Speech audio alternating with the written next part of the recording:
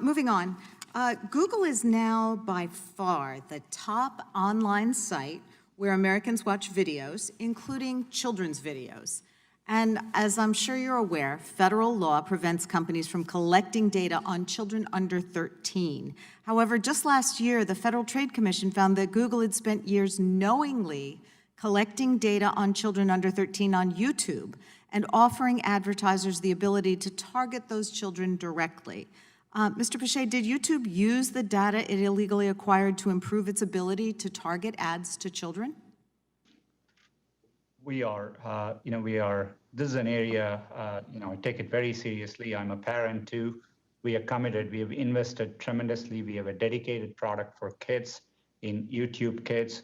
On the main YouTube platform, we make sure we have clear policies. We enforce them rigorously.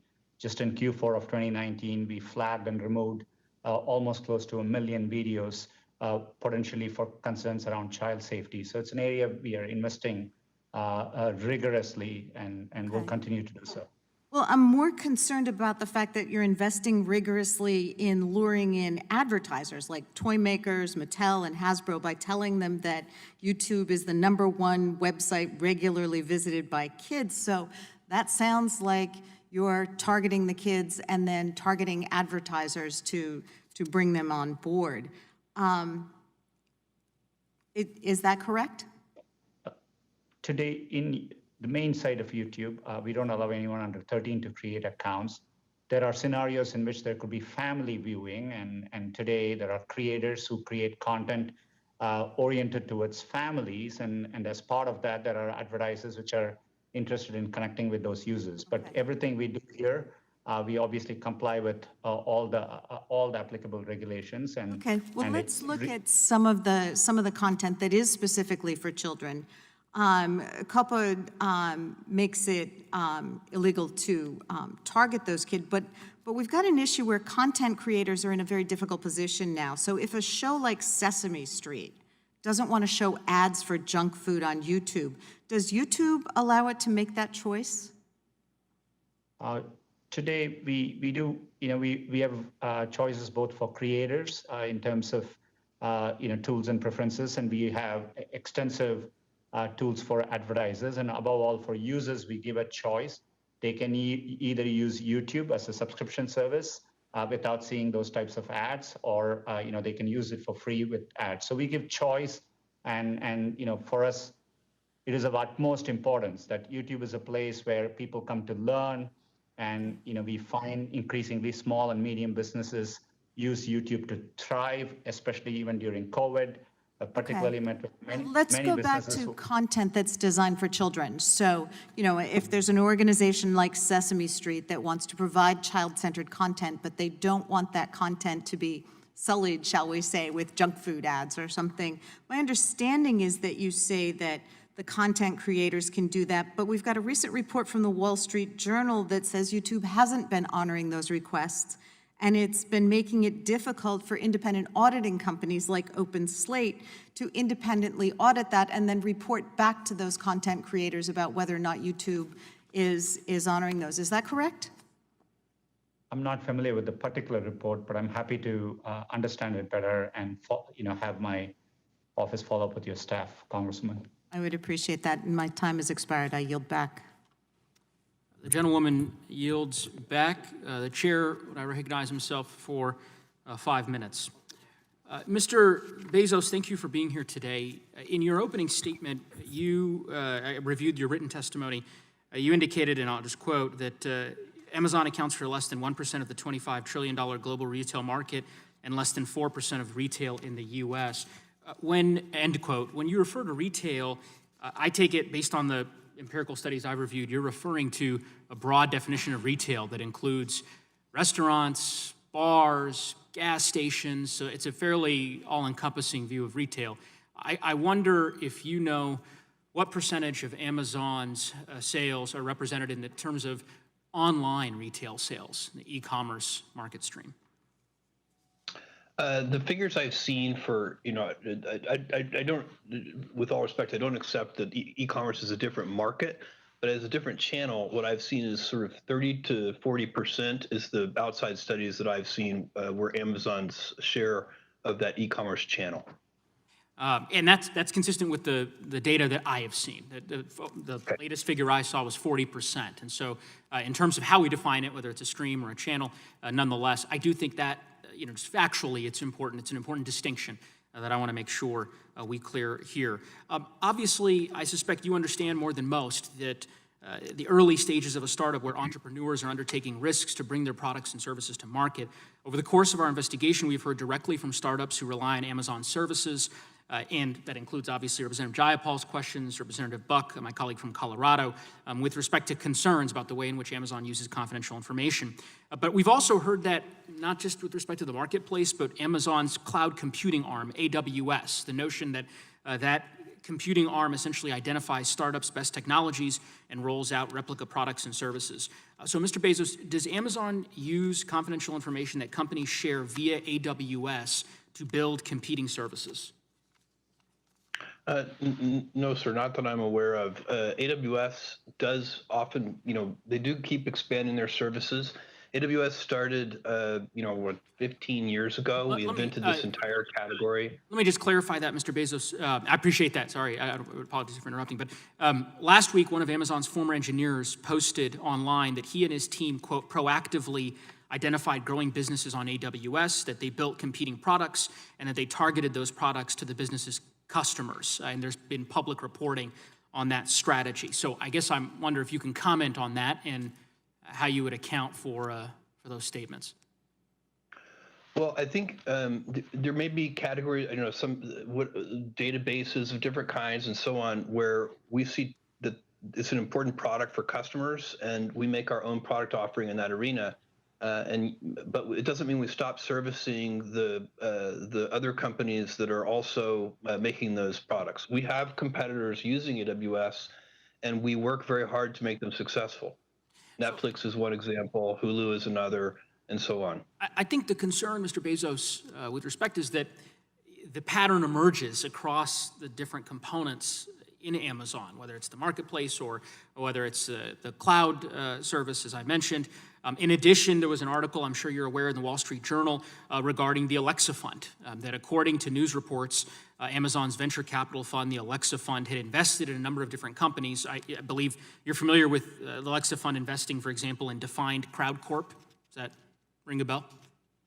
No, sir, I'm afraid it doesn't. Okay, well, I'll represent to you, according to the Wall Street Journal, and I'll just quote from them, when Amazon Incorporated's venture capital fund invested in Defined Crowd Corp, it gained access to the technology startup's finances and other confidential information.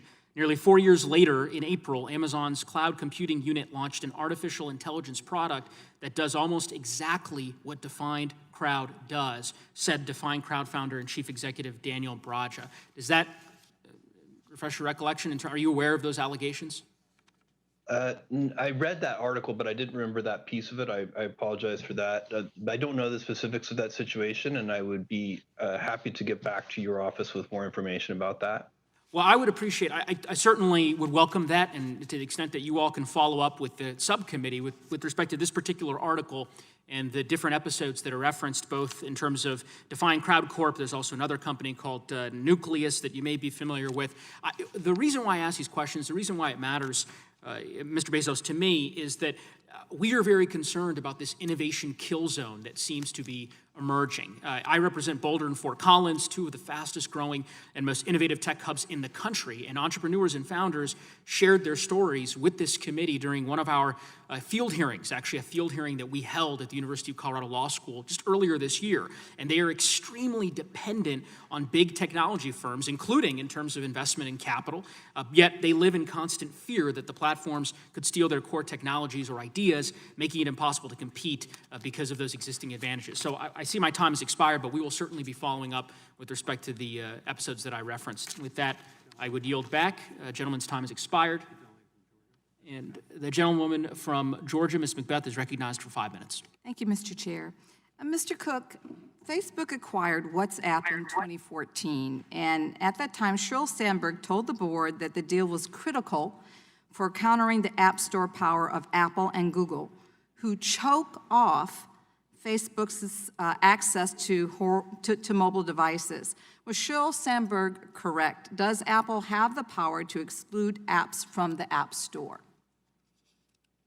If you look at the history of this, Congresswoman, we've increased the number of apps from 500 to 1.7 million. So there's a very wide gate for the App Store.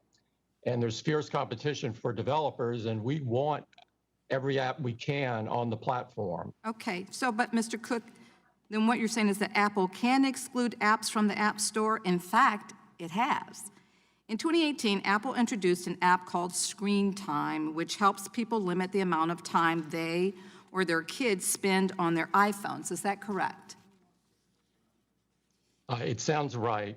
Okay, but before Screen Time existed, there were other apps in the App Store that gave parents control over their kids' phone usage, apps like Our Pact and Kids Locks, and parents depended on them. Soon after you introduced Screen Time, however, you removed these competing apps from the App Store. One mother wrote to Apple saying, and I quote her, "I am deeply disappointed that you have decided to remove this app and others like it, thereby reducing consumer access to much-needed services to keep children safe and protect their mental health and well-being." Mr. Cook, why did Apple remove competing apps right after you released Screen Time? We were concerned, Congresswoman, about the privacy and security of kids. The technology that was being used at that time was called MDM, and it had the ability to sort of take over the kid's screen, and a third party could see it. And so we were worried about their safety. Okay, thank you. I appreciate Today that. we have... I appreciate that, but the timing of the removal seems very coincidental. If Apple wasn't attempting to harm competitors in order to help its own app, why did Phil Schiller, who runs the App Store, promote the Screen Time app to customers who complained about the removal of rival parental control apps? Congresswoman, I can't see this email. I'm sorry, my eyes are not good enough to read it. But I see Screen Time as just an alternative, but there are over 30 parental control apps that are in the App Store today. And so there's vibrant competition for parental controls out there. Okay.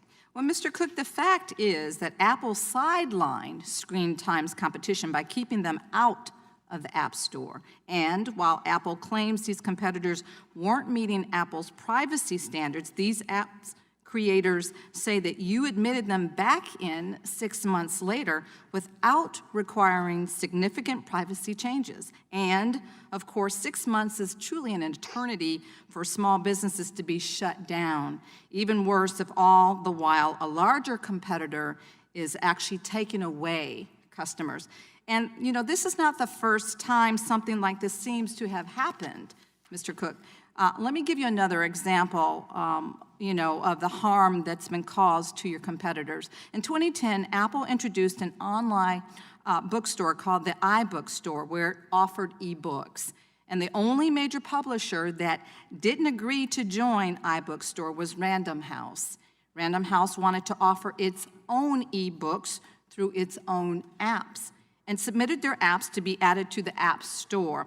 Amidst continued negotiations between Apple and Random House, Senior VP Eddie Q said, and I'm quoting him, I'm quoting him when he said, it prevented an app from Random House from going live in the App Store. Q himself cited this app rejection as a factor in finally getting Random House to give in and join iBookstore. Mr. Cook, is it fair for Apple to use its power over the App Store to pressure a business to join Apple's own app? I can't see the email, and so I don't know the context of it, but there are many reasons why an app might not initially go through the App Store gate, because it may not work properly. There may be other issues with it, so it's very difficult to see. What I would say, though, on a macro basis, the gate to the App Store is very wide.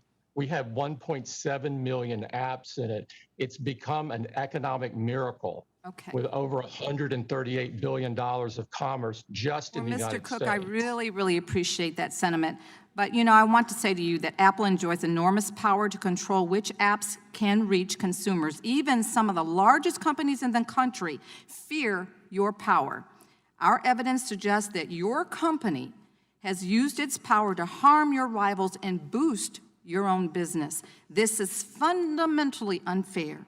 It harms small businesses that rely on you to reach customers. It stifles the innovation that is the lifeblood of our economy. Ultimately, it reduces the competition and choices that are made available to consumers, and that is a great concern to all of us. And I yield back. The gentlelady yields back. That concludes that round. In light of the request of Mr. Gaetz for a third round, and because many of my colleagues would like to get more fulsome answers on a number of issues, we'll proceed to a final round, and my expectation is we will conclude within the hour. And I'll recognize myself for 5 minutes. Mr. Zuckerberg, we've seen the dominance of several of the companies appearing before us today, that it's not just harmful to our economy and competition, but it's harmful to the founding principles of our democracy. Facebook and Google are designed to keep users on their platforms whatever the cost, because disinformation, propaganda, and hateful speech are good for engagement. They're good for business.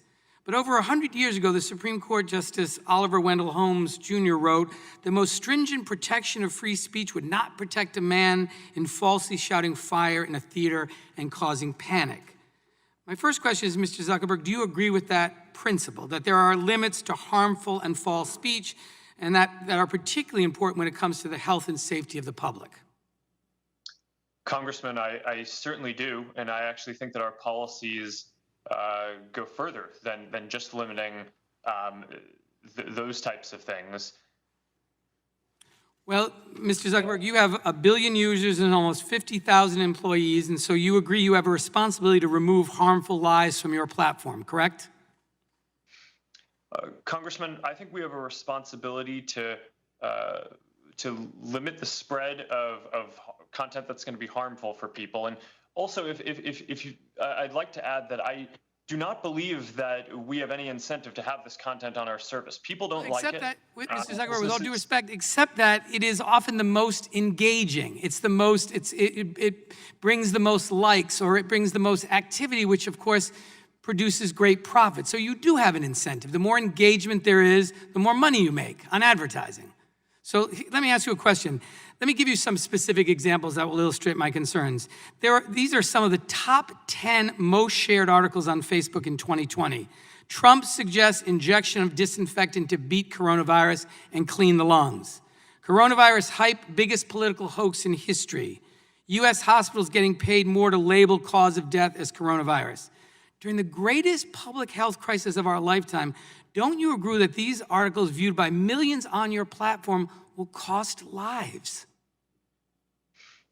Congressman, with respect, we certainly have policies that prohibit false information about COVID that would lead to imminent harm. And we've been quite aggressive about taking that down, as some of the questioning from the other side of the aisle has shown so far. Well, Mr. Zuckerberg, I'm quite proud of our efforts here. Well, with all due respect, the problem is Facebook is profiting off and amplifying disinformation that harms others because it's profitable. This isn't a speech issue. It's about Facebook's business model that prioritizes engagement in order to keep people on Facebook's platform to serve up more advertisements. So I'll ask you very specifically, what are you doing right now to protect people from demonstrably false claims related to this deadly pandemic? Congressman, I'll certainly answer that, but I have to disagree with the assertion that you're making that this content is somehow helpful for our business. It is not what people want to see, and we rank our what we show in feed based on what is going to be the most meaningful to people and is going to create long-term satisfaction, not what's just going to get engagement or clicks today. That's Sir, a common misperception about the company. If that's true, Mr. Zuckerberg, how do you explain that on Monday, the second most popular post on Facebook was a Breitbart video claiming that you don't need a mask and hydroxychloroquine is a cure for COVID. And in the first 5 hours after being posted on Facebook, it racked up 20 million views and over 100,000 comments before Facebook acted to remove it. Well, Congressman, a lot of people shared that, and we did take it down because it violates our policies. We work with the After CDC 20 million to figure people out. saw it over the period of 5 hours. I mean, doesn't that suggest, Mr. Zuckerberg, that your platform is so big that even with the right policies in place, you can't contain deadly content? Congressman, I don't think so. I think we have, on COVID misinformation in particular, a relatively good track record of fighting and taking down lots of false content, as well as putting up authoritative information. We have built a COVID information center Well, I understand with that. authoritative information from health officials. that Thank you, we've Mr. put Zuckerberg. I just on have the app and one more shown question more for you. than 2 billion people. I appreciate that. Mr. Zuckerberg, if a television station runs a false political advertisement, they're held liable for that. Why should Facebook or any other platform be different? While you may not be a publisher, you're responsible maybe not for the first posting, but you then take that posting and you apply a set of algorithms that decide how you will disseminate that, which is a business decision, not a First Amendment decision. And it's hard to understand why Facebook shouldn't be responsible for those business decisions. Congressman, in terms of political ads, we've modeled a lot of our policies off of the FCC guidelines on broadcasters and their requirements to run political ads equally from all different sides. Well, Cable I think networks, this, of course, have more. yeah. I think these examples, unfortunately, Mr. Zuckerberg, are just the tip of the iceberg. It's not just about COVID. Facebook hosts or enables countless pages and ads that are dedicated to conspiracy theories and calls to violence, including content that led to the white supremacist rally in Charlottesville in 2017. And Facebook gets away with it because you're the only game in town. There's no competition forcing you to police your own platform. Allowing this misinformation to spread can lead to violence. And frankly, I believe it strikes at the very heart of American democracy. And with that, I now recognize the gentleman from Florida, Mr. Gaetz, for 5 minutes. Thank you, Mr. Chairman. Mr. Pichai, in 2016, there was an internal Google meeting. You attended that meeting along with Sergey Brin. A video of that meeting was leaked to Breitbart. And at the meeting, top Google executives, including Kent Walker, lamented Trump's victory. They compared Trump voters to extremists, and it was discussed that there was an intent to make the Trump win a blip in the populist movement in American history. Now, I know you've testified today in response to my questions and Mr. Jordan's questions that you don't intend this time to engage in electioneering on behalf of the former vice president, but given the video evidence of senior members of your team in your presence saying that they had the intent to make the Trump victory a blip, why should we believe that testimony today? Congressman, we do not have a view on, we respect the democratic process. We are deeply committed to it. As a company, we take pride in the information we provide to help people participate in free elections. And we are deeply committed to it, as I said to Congressman Jordan as well. Do you remember that meeting? 2016 that you Yes, I do. attended? Yes, I do. It was in the context of, through the election across both sides, there was a lot of opinions. And as you know, elections are kind of a polarizing moment generally in the country. And there was a lot of rhetoric about certain issues which were. I understand rhetoric. I guess the question is, when the senior members of your team in your presence said that they did have the intent to change the outcome in a subsequent election, and then since that moment in time where we've seen all of these conservative websites and conservative viewpoints censored, you can understand why people would be concerned. So after your employees and top executives said in your presence that they intended to make the Trump victory a blip, what action did you take as the CEO to protect and preserve the neutrality of your platform?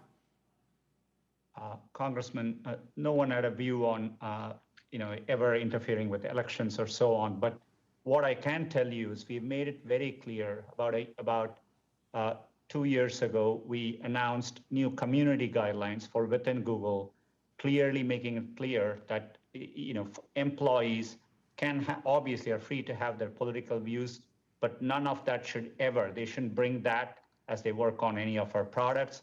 And if we found any evidence that people are using a political agenda to manipulate any of our content platforms, But we would take strong unfortunately, enforcement we action. have sort of a string of events here. We have the 2016 meeting where people demonstrated their intent to make changes to hurt the president. Then we have your testimony today that's a little different than your testimony from December, where you say people can manipulate blacklists. And then you have the outcome where sites like Breitbart and Gateway Pundit and others see that disparate treatment. So it really doesn't take Sherlock Holmes here to connect the dots and see what Google's doing. I'm going to move on with my final 90 seconds, Mr. Bezos. I am deeply moved by your personal story. I am not here accusing you as someone who would ever traffic in hate, but it seems you have empowered people who do. And I'm particularly talking about the Southern Poverty Law Center. The Southern Poverty Law Center, which you allow to dictate who can receive donations on your Amazon Smile platform, have said the Catholic Family News, Catholic Family Ministries, the Federation for American Immigration Reform, the American Family Association, the Family Research Council, the Jewish Defense League, and even Dr. Ben Carson are extremists and should be treated differently. Dr. Carson is on the cabinet and is one of the most renowned minds in America. I'm just wondering why you would place your confidence in a group that seems to be so out of step and seems to take mainstream Christian doctrine and label it as hate. Sir, it's a good question. We have, for those of you who don't know what Amazon Smile is, it's a program that allows customers to designate a certain fraction of their purchases to go to charity that we then pay for. And they can select from any one of millions of charities. And we use the Southern Poverty Law Center data to say which charities are extremist organizations. We also use the U.S. Foreign Asset Office to do the same thing. But Those why? two together. Since they're calling the Catholics and these Jewish groups hateful groups, why would you trust them? Sir, I'm going to acknowledge this is an imperfect system, and No doubt. I would love suggestions on better or additional sources. My suggestion for how would be a to- divorce from the SPLC, and I see that I'm out of time, and I yield back. The gentleman yields back. I now recognize the chair. Recognize the gentleman from Georgia, Mr. Johnson. Thank you, Mr. Chairman. Facebook is dominant not just in the social media market, but also in its digital surveillance capabilities. In 2012, Facebook had several tools that allowed it to conduct digital surveillance, including trackers, Facebook's like button, Facebook login, and a series of application programming interfaces, or APIs. Mr. Zuckerberg, these tools provide Facebook with insights into its competitors' websites and apps. Isn't that correct? Yes or no? Congressman, I think broadly the answer to what you're saying is yes. Right. We, every other company here, do market research to understand what people are finding valuable. All right, okay, so you're going beyond the scope of my question. I appreciate that answer, though. Mr. Zuckerberg, a few days before Facebook acquired Instagram, a Facebook vice president emailed you suggesting ways to improve Facebook's, quote, competitive research, end quote. By building a custom model, Facebook could improve its understanding of its competitors and, quote, make more bold decisions on whether they are friends or foes, end quote. Mr. Zuckerberg, how does Facebook improve its competitive research to distinguish friends from foe? Congressman, I'm not sure exactly what he was referring to in that email there, but he is one of the people involved in running our analytics organization, and I think it's natural that he would, as part of his responsibility, be focused on market research and understanding more there. And certainly, isn't it true that Facebook, after that conversation, purchased the web analytics company Onevo in 2013 to give Facebook more capability to monitor its competitors? Congressman, I think you have the timing correct. After we purchased Onevo as part of our broader market research capacity. And that would give you the capability to monitor your competitors, correct? Congressman, it gave aggregate analytics as to what people were using and what people were finding valuable. Sort of like the type of product you would get from Nielsen or ComScore, some of these other third-party companies that provide similar data. Well, Mr. Zuckerberg, that acquisition gave you non-public real-time data about engagement, usage, and how much time people spend on apps. And when it became public that Facebook was using Onevo to conduct digital surveillance, your company got kicked out of Apple's App Store. Isn't that true? Congressman, I'm not sure I'd characterize it in that way. I think this was part of a broader Onevo policy did around- get kicked out of the App Store. Isn't that true? Congressman, I believe we took the app out after Apple changed their policies. And it was about what because type of VPN apps. it was because of the use of these surveillance tools. Congressman, I'm not sure that the policy was worded that way, or that that's exactly the right characterization of it. But Okay, well, let me ask you but this Apple changed their question. policy. Let me ask you this question. After Onevo was booted out of the App Store, you turned to other surveillance tools such as Facebook Research app, correct? Congressman, in general, yes, we do a broad variety of market sir, research, as do And companies. also, isn't it true, Mr. Zuckerberg, that Facebook paid teenagers to sell their privacy by installing Facebook Research app? Congressman, I'm not familiar with that, but I think it's a general practice to be able to, that companies use to have different surveys and understand data from how people are using different products and what their preferences are. Facebook Research app got thrown out of the App Store too, isn't that true? Congressman, I'm not familiar with that. Okay, well, over nearly a decade, Mr. Zuckerberg, you led a sustained effort to surveil smaller competitors to benefit Facebook.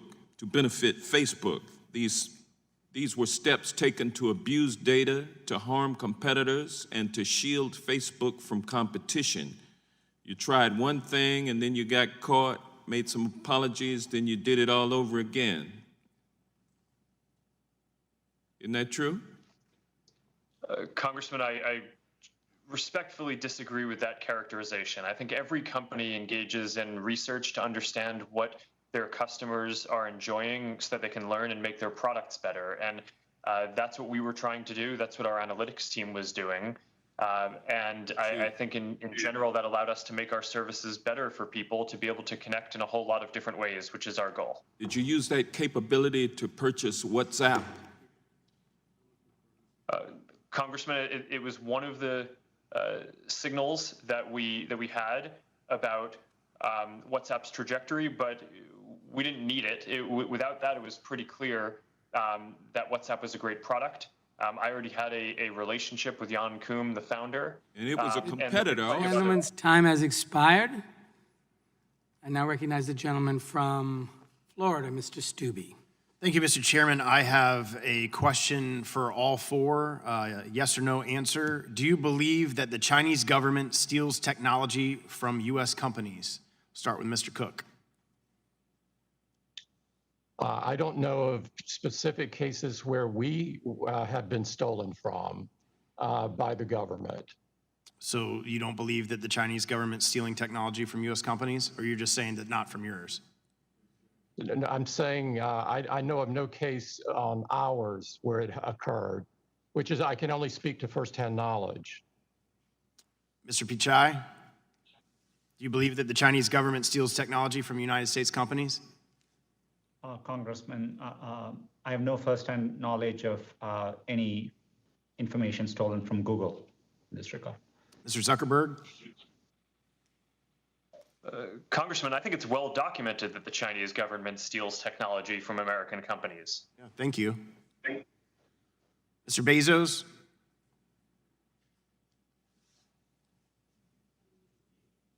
You're on mute. Mr. Bezos, I believe you're on mute. I'm sorry. I'm saying I have heard many reports of that, and I haven't seen it personally, but I've heard many reports of it. So of all the different products that Amazon carries, you haven't seen that in any of the companies that sell products on Amazon or your company yourself?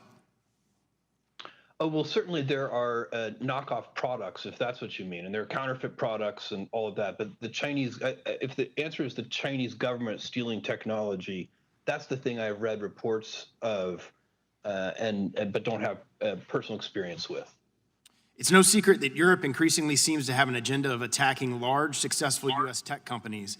Yet Europe's approach to regulation in general, and antitrust in particular, seems to have been much less successful than America's approach. America is a remarkable nursery for innovation and entrepreneurship in pursuit of the American dream. As you all know from direct experience, this is a country where it's possible to start a company from a garage or a dorm room and experience tremendous success. Do you have any recommendations on how Congress can better protect U.S. firms and U.S. companies from aggression and government intervention abroad, not just in Europe, but in China as well?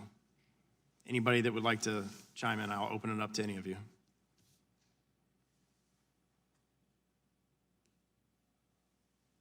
None of you have any recommendations on how Congress can better protect U.S. companies like yourself?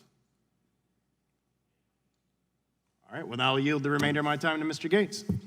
Thank the gentleman for yielding. Mr. Zuckerberg, what is a digital land grab? Congressman, I'm not sure what you're referring to. Well, in the emails that your company produced to the committee, there's one from David Weiner in 2014 where he's describing under the mergers and acquisitions advice within the company that you need to engage in a land grab. And he says, I hate the word land grab, but I think that's the best convincing argument, and we should own that. And it goes on to describe a strategy wherein Facebook would spend 5 to 10% of its market cap each year to shore up its market position. Does that refresh your recollection? Yes, Congressman, thanks for the opportunity to address this and frankly, to correct the record, because I believe that what he was referring to was a question that was incoming from investors about whether we would continue to acquire different companies. I don't think that wasn't referring to an internal strategy. It was referring to an external question that we were facing about how investors should expect us to act going forward.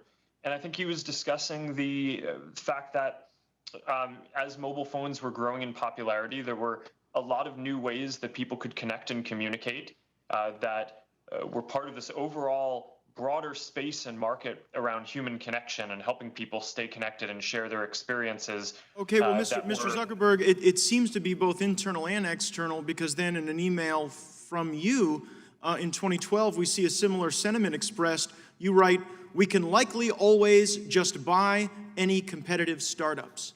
So is your desire to limit competition by purchasing your competitors consistent with the message to your investors that the way you'll run your company is through digital land grabs?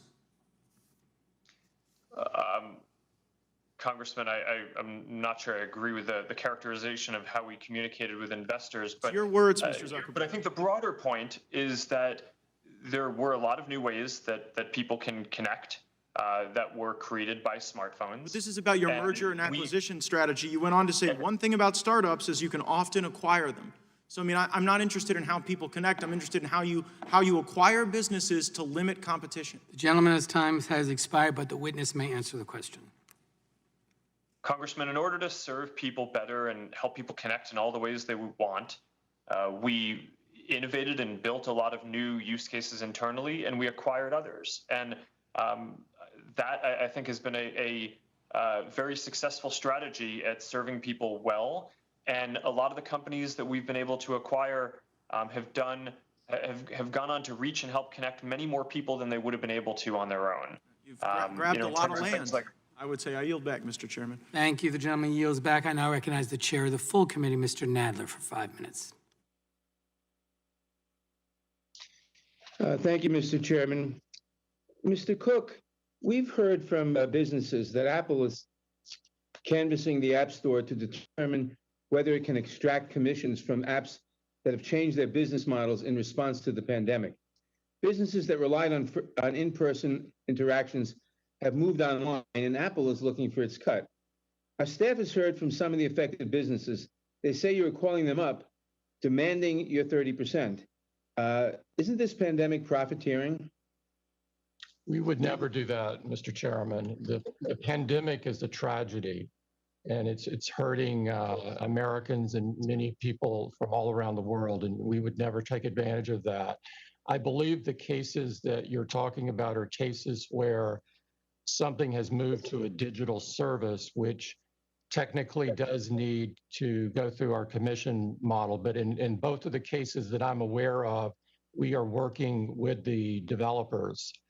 To sort of zoom out and to give you some historical context on this, when we entered the App Store market, the cost of distributing software was 50 to 70%.